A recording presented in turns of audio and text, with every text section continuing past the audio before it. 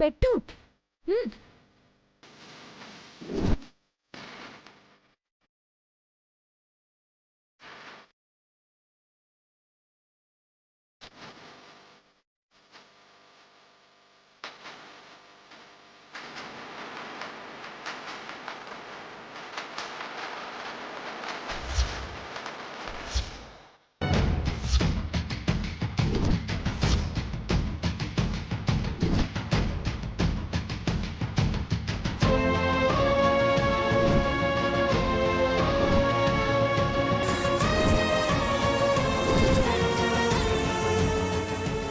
వద్దు, నాకు ఈ పెండ్లి నిశ్చితార్థ ఏది వద్దు.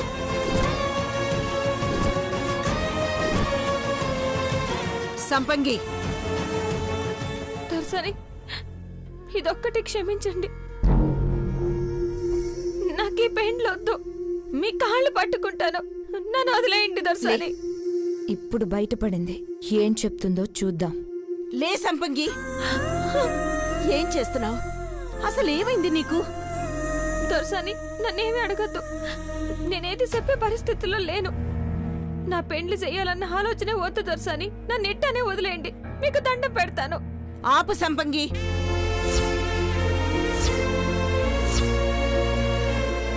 పెళ్లి ప్రస్తావన తెచ్చినప్పటి నుంచి ఇదే మాట చెప్తున్నావు. నేనెందుకు చేస్తున్నాను, నీ గురించి ఎంత ఆలోచిస్తున్నాను, ఎంత చెప్పినా అర్థం కావట్లేదా నీకు?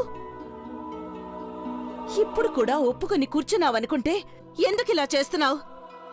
నాకు ఈ పెండ్లు వద్దని చెప్తున్నాను కదా దొరసాని. వద్దంటే వద్దంతే, వద్దు వద్దు. సంపంగి,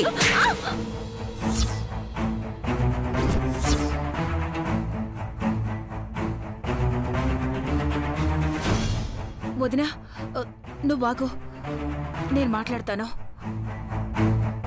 ఏంటమ్మా ఇది? ఎందుకిలా చేసావు?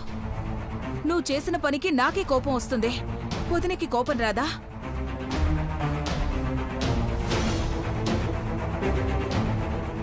ఇదంతా ఎవరికోసం? నీకోసం, నీ జీవితం బాగుండడం కోసమే కదా. వదిన ఎంత చెప్పింది.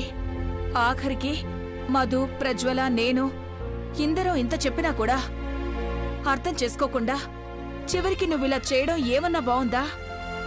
నీకింకేం చెప్పి ఒప్పించాలో మాకు అర్థం కావడం లేదమ్మా. తప్పు చేస్తున్నావు సంపంగి. వద్దమ్మగారు, తప్పు చేస్తున్నానైతే అనద్దు. నా బాధ ఏంటో మీకు చెప్పలేని పరిస్థితి. ఏయ్, నోరు ముయ్యవే.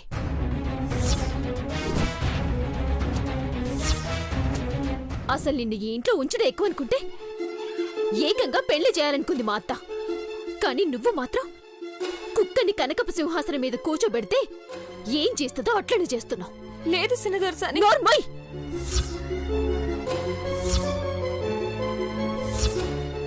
నిన్నేదో ఉద్ధరిద్దామని మా అత్త అనుకుంటే ఆఖరికి మా అత్త పరువు తీసినావు కదే. అసలేంటి నీ పొగరు? నువ్వేమైనా పెద్ద అందగత్తననుకుంటున్నావా, లేక ఏదైనా జమీందారు కూతుర్ననుకుంటున్నావా? అసలు నీ మొహానికి పుట్టుకకి పెళ్లి జరుగుడే ఎక్కువనుకుంటే మా అత్త తెచ్చిన సంబంధం కాదంటవా? ఇంకెవరిని చేసుకుంటావే? మైసూర్ మహారాజు కావాలా?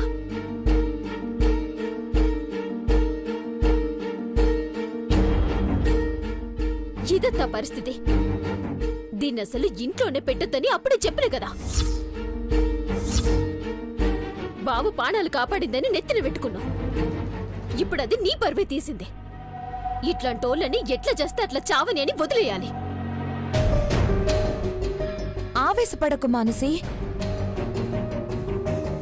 ఇంత మంచి సంబంధం వచ్చినా కాదంటుందంటే బయట పెట్టుకోలేని బలమైన కారణం ఇంకేదైనా ఉందేమో.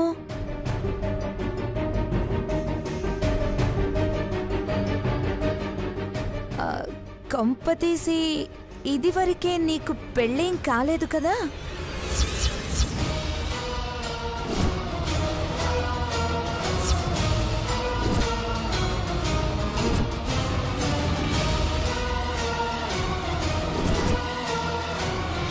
ఏం మాట్లాడుతున్నావు ప్రజ్వల? సంపంగికి పెళ్లి కావడం ఏంటి? అయినా పెళ్ళైతే తను మన ఇంట్లో ఎందుకుంటుంది?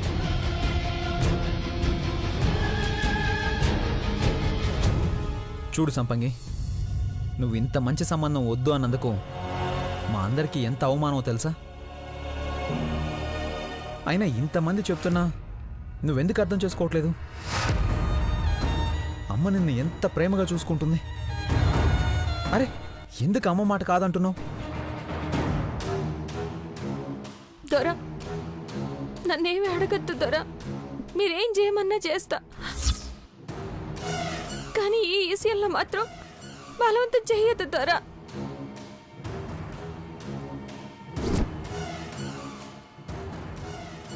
సంపంగి, చెప్పేది నీకే. దేని గురించి ఎక్కువగా ఆలోచించకుండా నేను చెప్పింది మాత్రమే చెయ్యి. ఉంగరాలు మార్చుకో. పంతులు గారు, వారంలో ఏదో మంచి ముహూర్తం ఉందన్నారు కదా, పెళ్లికి ఆ ముహూర్తం ఖాయం చేయండి.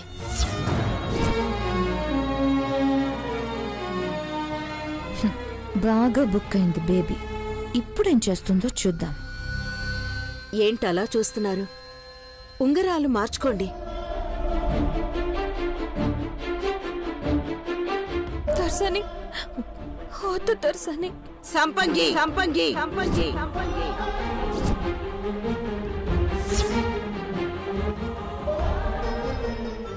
ఎందుకే ఇలా చేస్తున్నావు? నేనేం తక్కువ చేశాను చెప్పు నీకు? నా బిడ్డలతో సమానంగా చూశాను కదా. నీ మంచి కోసమే చేస్తున్నాను కదా. మరెందుకు నా మాట వినడం లేదు?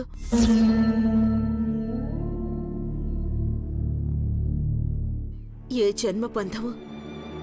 నా బిడ్డని కాపాడి నా ఇంటికొచ్చావు. నా మనసుకి దగ్గరయ్యావు. ఒక కన్న బిడ్డకి ఎంత గొప్ప జీవితం ఇవ్వాలని కలలు కన్నాను. నీకు అంతే గొప్ప జీవితం ఇవ్వాలని కలలు కన్నాను. ఆ కల నెరవేర్చుకోవడానికే ఈ సంబంధం. నువ్వు బాగుండాలి, సంతోషంగా ఉండాలి. అర్థమవుతోందా? ఇంతకన్నా బాగా అర్థమయ్యేలా చెప్పే ఓపిక నాకు లేదు. నీకు 2 నిమిషాలు టైం ఇస్తున్నా.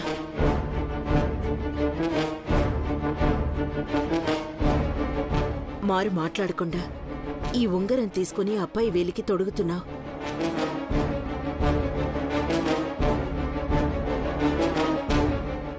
నువ్వు చస్తే ఉంగరం తొడగవని తెలిసే.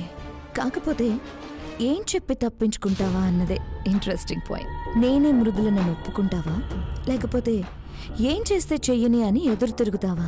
2 minutes కదా, చూద్దాం.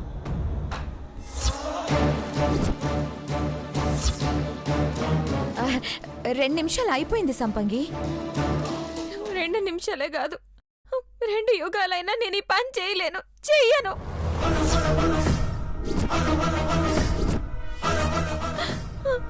మీరు చెప్పింది చేయలేను దర్శని. మీ పరువు తీసేసిన. నన్ను కొట్టండి, కొట్టండి, కొట్టండి. సంపంగి, నన్ను చంపేయండి, చంపేయండి, చంపేయండి. సంపంగి,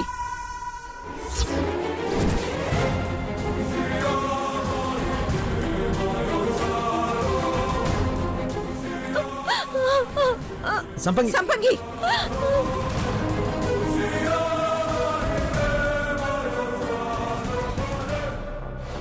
ఇప్పుడు సరిపోయిందా అత్త? ఇది మరో మృదులైతది. దీన్ని నెత్తిన పెట్టుకోవద్దు అని చెప్తూనే ఉన్నా. నా సంపంగి అన్నావు. ఏం చేసిందో చూడు. హోసి పిచ్చి మొహమా, ఇది మరో మృదులవ్వడమేంటే? ఇదే మృదుల ఇన్నాళ్ళు మిమ్మల్ని పిచ్చోళ్ళం చేసి ఆడుకుంటోంది. అదొక పెద్ద స్కెచ్ చేసి దిగితే మీరేమో పెళ్ళిళ్ళు పేరెంటాలు అని ముచ్చట్లు తీర్చుకోవాలని చూస్తున్నారు. వదినా, మనం ఇంత చెప్పినా కాదంటోందంటే బయటకి చెప్పుకోలేని కారణం ఏమన్నా ఉందేమో. మనం కూడా మరీ ఎక్కువ బలవంతం చేయడం మంచిది కాదేమో. అదే ఏముందో తెలిస్తే మంచిది కదమ్మా. లేకపోతే దీని బ్యాక్గ్రౌండ్ ఏందో, ఏం బాంబు పేల్చుద్దో తెలియక చావాలా?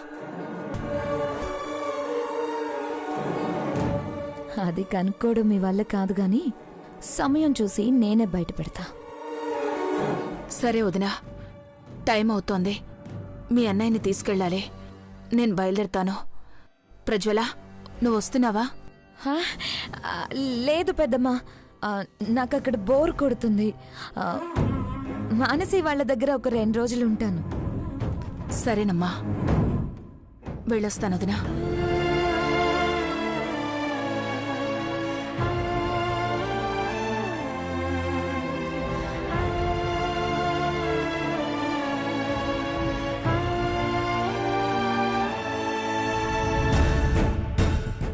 నేనక్కడికొచ్చేస్తే ఇక్కడ మృదులని ఆడుకోవడం ఎలా కుదురుతుంది?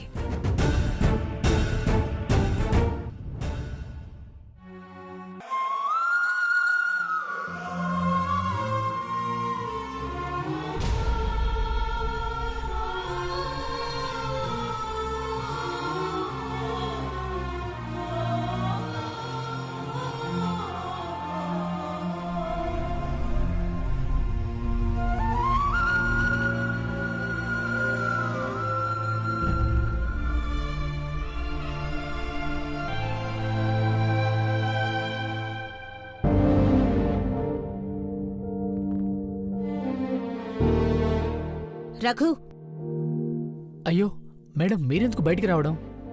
పర్వాలేదు రఘు, లోపల జరిగింది మనసులో పెట్టుకోవద్దు. మీరు అంతలా చెప్పాల్సిన అవసరం లేదు మేడం. పరిస్థితి అర్థం చేసుకోగలను. ఒకవేళ అబ్బాయి అమ్మాయికి నచ్చలేదేమో మేడం. నచ్చడం నచ్చకపోవడం సమస్య కాదండి. నేను ముందుగా తనతో ఏమీ చెప్పలేదు. సడన్గా పెళ్ళంటే కంగారు పడినట్టుంది. పైగా తను సిటీలో పెరిగిన అమ్మాయి కాదు, గూడెంలో పెరిగింది అమాయకురాలు. కొంచెం భయము బెరుకు ఎక్కువే ఉంటాయి కదా. కానీ తను చాలా మంచి అమ్మాయి రఘు. అంతవరకైతే గ్యారంటీ ఇవ్వగలను. మేడం, మీరెంతగా చెప్పాల్సిన అవసరం లేదు. మీరు ఎవరి గురించైనా ఒక్క మాట చెప్తేనే వాళ్ళు ఎంతో గొప్పవాళ్ళని అర్థం. అలాంటిది తన గురించి ఇంత బాగా చెప్తున్నారంటే తను ఇంకెంత గొప్పదై ఉంటుంది. ఆ అమ్మాయి గనక నన్ను పెళ్లి చేసుకుంటే నేను చాలా అదృష్టవంతుండే మేడం. తప్పకుండా జరుగుతుంది రఘు. ఒక్క 2 రోజులు తనతో మాట్లాడి అంతా సెట్ చేస్తాను. అలాగే మేడం. మీరు ఎప్పుడంటే అప్పుడు మళ్ళీ వస్తాం. వెళ్ళొస్తాం మేడం. వస్తాం మేడం. పద బాబాయ్.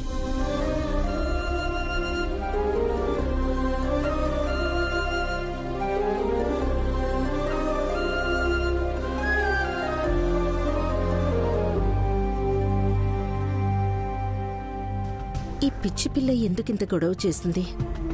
అసలు ఎందుకు పెళ్ళొత్తుంటోంది? కారణం ఏదైనా ఒప్పించాలి. లేకపోతే అందరికీ ఇంకా ఎక్కువ మాట్లాడే అవకాశం ఇచ్చిందాన్నవుతాను. అనవసరంగా ఒక ఆడపిల్ల జీవితం నాశనం అయిపోతుంది. అందరి నోళ్లు మూయించాలంటే సంపంగిని ఒప్పించాల్సిందే. ఈ పెళ్లి చెయ్యాల్సిందే.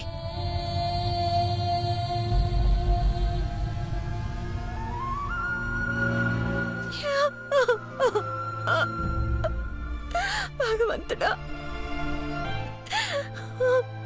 ఎందుకు నాకింత దారుణమైన పరిస్థితి కలిగిస్తున్నా? నేను చేసిన తప్పేంటి?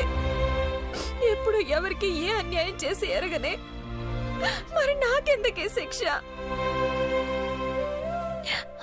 అందరూ సంతోషంగా ఉండాలని కోరుకోవడమే నేను చేసిన తప్ప. ఇంత నరకం చూపించే బదులు నా ప్రాణాలు తీసుకోవచ్చు కదా.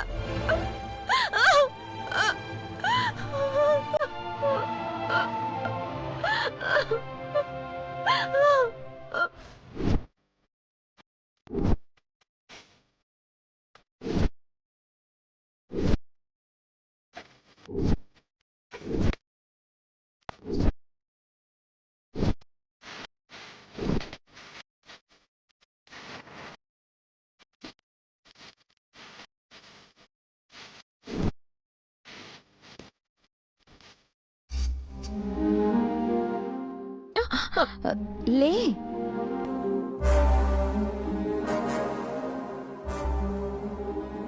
అయ్యో ఏడుస్తున్నావు? ఏందమ్మగారు? కన్నీళ్లు తుడిస్తే కలర్ పోతుందని ఏం షార్ప్గా చేయి పట్టుకున్నావే. పర్లేదు, ఇంత టెన్షన్లో కూడా చాలా జాగ్రత్తగా ఉన్నావు. నీ బాధ నాకు అర్థమైంది సంపంగి. ఇష్టం లేని పెళ్లి చేస్తామంటే ఏ ఆడపిల్లకైనా బాధగానే ఉంటుంది.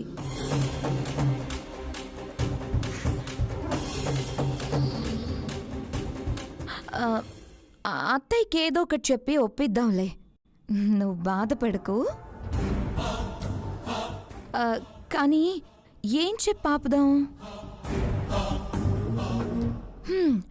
నువ్వేమో ఎందుకొద్దంటావో కారణం చెప్పవు.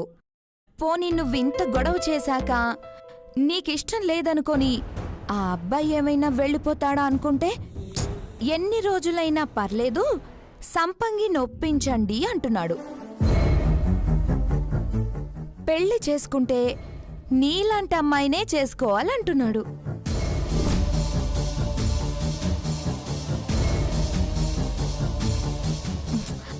అవునులే, ఇంత అందంగా ఉండే అమ్మాయిని ఎవరు కాదనుకుంటారు? అసలు నువ్వు కొంచెం నల్లగా ఉన్నావు, కానీ అదే నా కలర్లో ఉండుంటే ఇంకా పిచ్చెక్కిపోయి ఉండేవాడు. అసలు నా చేతికే గనక మహిముంటే ఇలా చేత్తో మొహం మీదని ఈ నలుపుని తెలుపుని చేసేదాన్ని.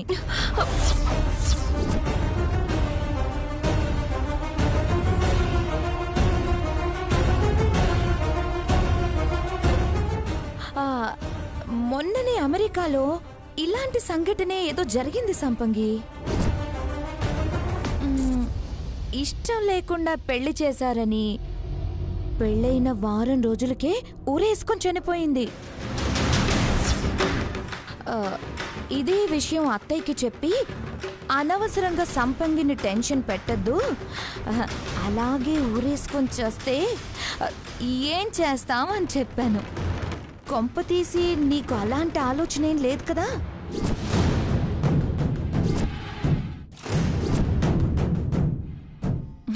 అనుకుంటాం గాని నీలాంటి పరిస్థితి వస్తే బతికున్న చావే నయం అనిపిస్తుంది ఎవరికైనా.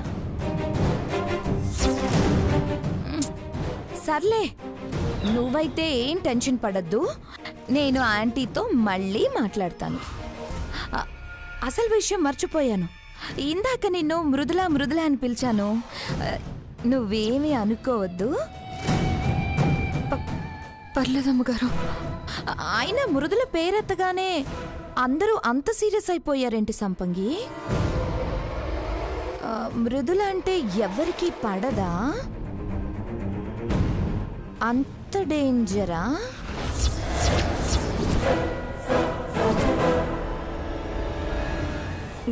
ఏమో, నాకు తెలియదు. అయినా నా తప్పేం లేదు సంపంగి. నేను వచ్చినప్పటి నుంచి మృదులా సంపంగి అని మీ ఇద్దరి గురించే మార్చి మార్చి మాట్లాడుతుంటే ఇద్దరిలో ఎవరు మృదులో ఎవరు సంపంగో మర్చిపోయాను.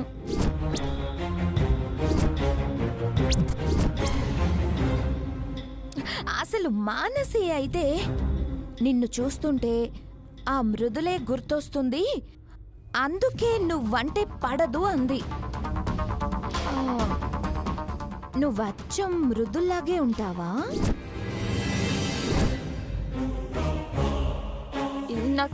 నాకు తెలీదమ్మగారు. ఓ, అంటే నువ్వు మృదులని చూడలేదన్నమాట. లేదమ్మగారు. ఎప్పుడు చూడలేదా? లేదని చెప్పినాను కదమ్మగారు.